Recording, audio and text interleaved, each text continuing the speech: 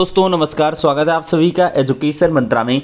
दोस्तों योगी सरकार का बजट 2023 का आने वाला है और ये युवाओं महिलाओं के लिए काफ़ी खास रहेगा। किन बिंदुओं पर फोकस रहेगा इस पर हम चर्चा करेंगे। पद नहीं थे, भेज दिया भर्ती का प्रस्ताव। छात्रवृत्ति घोटाले में दरोगा के बेटे ने 800 फर्जी खाते खुलवाए। एसएससी जीडी उत्तर कुंजी तदर्थ शिक्षक बीएड प्रवेश परीक्षा इत्यादि पर हम चर्चा करेंगे, लेकिन इसके पहले एक छोटी सी इंफॉर्मेशन बात करेंगे। Uttar Pradesh BEd entrance exam 2023 की बेस्ट बुक के बारे में, जो चक्षु पब्लिकेशन की है। इस पुस्तक की अगर हम खास बात करें तो 2700 से अधिक महत्वपूर्ण प्रश्न हैं, 6 प्रीवियस ईयर के सॉल्व पेपर हैं। नवीनतम पाठ्यक्रम पर यह पुस्तक आधारित है। यह पुस्तक आपको ऑनलाइन और ऑफलाइन दोनों मोड में उपलब्ध करवाई गई है। ऑनलाइन के लिए लिंक डिस्क्रिप्शन बॉक्स में प्रोवाइड की गई है और ऑफलाइन के लिए किसी भी नज़दीकी बुक स्टॉल पर कॉन्टैक्ट कर सकते हैं। इतना ही नहीं, चक्षु पब्लिकेशन की तरफ से बीएड एंट्रेंस एग्जाम के लिए एक प्रैक्टिस वर्कबुक भी आती है, जिसमें ढेर सारे प्रश्न दिए गए हैं। इस प्रैक्टिस बुक के आप क्वेश्चंस को सॉल्व करके अपनी प्रिपरेशन को और भी ज़्यादा बूस्ट कर सकते हैं। तो देर किस बात की है, चक्षु पब्लिकेशन की इन बेस्ट बुक के साथ अपनी प्रिपरेशन को बूस्ट करें और सफलता पाएं। तो देखा जाए तो केंद्रीय बजट आ चुका है और अब विभिन्न राज्यों के जो बजट हैं वो आने शुरू हो गए हैं। अगर देखा जाए तो राजस्थान का बजट आया, युवाओं के लिए काफ़ी खास रहा। लाखों पदों पर भर्तियों की जो अनाउंसमेंट है वो हुई और इस पर जो चर्चा है वो भी सदनों में देखने के लिए मिली है। लेकिन दोस्तों, जो सबसे बहुप्रतीक्षित और बहुचर्चित बजट रहता है पूरे देश में केंद्रीय बजट के बाद, तो वो उत्तर प्रदेश का रहता है। क्योंकि जो भी एक केंद्रीय सत्ता होती है वो उत्तर प्रदेश से ही होकर गुजरती है। तो इसी क्रम में दोस्तों देखा जाए तो 2024 का इलेक्शन है, तो 2023 का जो बजट है योगी सरकार का, वो काफ़ी अहम और ख़ास रहने वाला है। इस बजट में दोस्तों युवाओं और महिलाओं के लिए खास सौगात मिलने वाली है। देखते हैं क्या कुछ रहने वाला है। दोस्तों 22 फरवरी को यूपी विधानसभा में बजट पेश किया जाएगा नए वित्तीय वर्ष का, और प्रदेश सरकार के बजट में दिखेगी आम चुनाव की तैयारियों की झलक। तो सदन में 22 फरवरी को पेश किए जाने वाले प्रदेश सरकार के बजट में 2024 आम चुनाव की तैयारियों की झलक भी देखने को मिलेगी। इसके माध्यम से प्रदेश सरकार सभी वर्गों, युवाओं, महिलाओं, किसानों आदि के साथ आम ग्रामीण और उद्यमियों को आकर्षित करती हुई नजर आएगी। युवाओं से संबंधित प्रदेश सरकार को योजनाओं में अधिक धनराशि का आवंटन किए जाने की सूचनाएं हैं। जानकारों के मुताबिक 2024 के आम चुनाव में प्रदेश की अधिकांश सीटों पर जीत हासिल करने की जिस योजना रचना पर केंद्र व प्रदेश सरकार काम कर रही है, उसे इस बजट के माध्यम से साधने की कोशिश की जा रही है। इसी क्रम में प्रदेश सरकार युवाओं को खुश करने की कोशिश कर सकती है। इनमें से अधिकांश योजनाएं चालू वित्तीय वर्ष के लिए पिछले साल पेश किए गए बजट में शुरू की गई थी। प्रदेश सरकार इन योजनाओं को और गतिशील कर अधिक से अधिक युवाओं को रोजगार और स्वरोजगार से जोड़ने का काम करेगी। तो वित्त विभाग द्वारा बजट का खाका करीब करीब खींचा जा चुका है। बजट में किसी बड़ी नई योजना के नहीं होने की बातें सामने आ रही हैं। इंफ्रास्ट्रक्चर पर सबसे ज़्यादा जोर रहेगा। युवाओं से जुड़ी योजनाओं के बाद सरकार का फोकस राज्य में उद्योगों की स्थापना के लिए जहां ज़रूरत है वहां पर बेहतर इंफ्रास्ट्रक्चर का निर्माण करने पर होगा। इसके लिए सरकार की तरफ से अलग से बजट ना देकर विभागीय बजट से इन कामों को प्राथमिकता से कराने का आंतरिक आदेश रहेगा।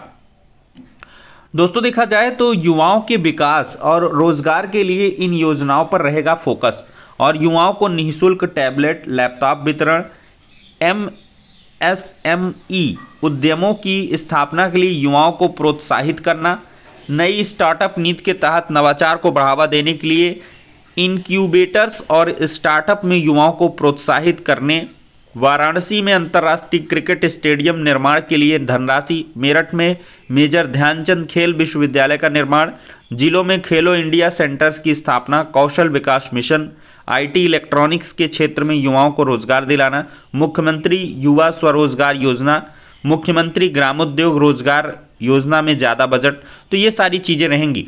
और दोस्तों देखा जाए तो यूपी का जो ये बजट है, देखेंगे शिक्षा विभाग में कितना खर्च हो रहा है, शिक्षा में कितनी बढ़ोतरी की जा रही है। अगर शिक्षा में ज़्यादा बढ़ोतरी होगी तो इसका मतलब है नई भर्ती कंफर्म तरीके से आ रही है।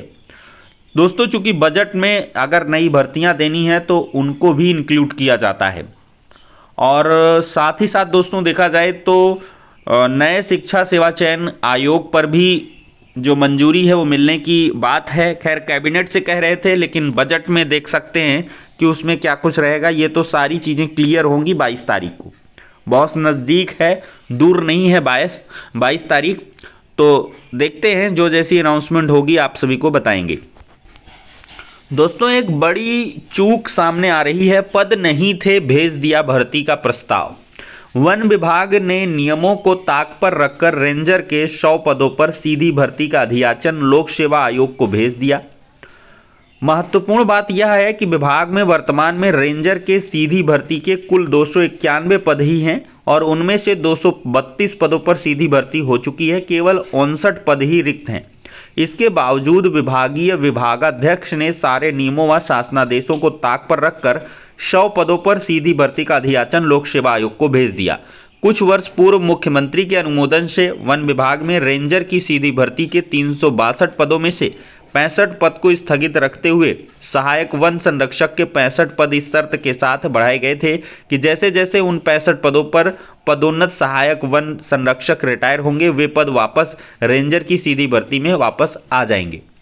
तो दोस्तों इसी क्रम में देखा जाए तो दीपक कुमार है मुख्य वन संरक्षक प्रशासन, इनका क्या कहना है कि विभागीय कर्मियों की ओर से इस मामले में कुछ बिंदु सामने आए हैं। फिलहाल अधियाचन में संशोधन के प्रयास किए जा रहे हैं।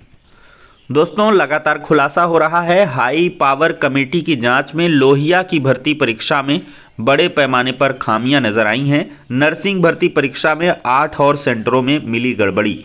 तो लोहिया की नर्सिंग भर्ती परीक्षा में भारी पैमाने में गड़बड़ी सामने आई है। अभी 8 सेंटरों की परीक्षा पर संकट के बादल मंडराने लगे हैं। हाई पावर कमेटी की जांच रिपोर्ट में 8 और सेंटरों में गड़बड़ी की बात का जिक्र किया गया है, लिहाजा इन सेंटरों की परीक्षा भी रद्द हो सकती है। परीक्षा रद्द होने वाले सेंटरों की संख्या 15 तक पहुंच सकती है। दागी एजेंसियों को ही कैंसर संस्थान का भी ठेका मिला हुआ है। तो मांग है कि आयोग से ये परीक्षा कराई जाए। दोस्तों प्रदेश की योगी सरकार ने शिक्षा मित्रों के रिटायरमेंट की एज 60 साल रखी है।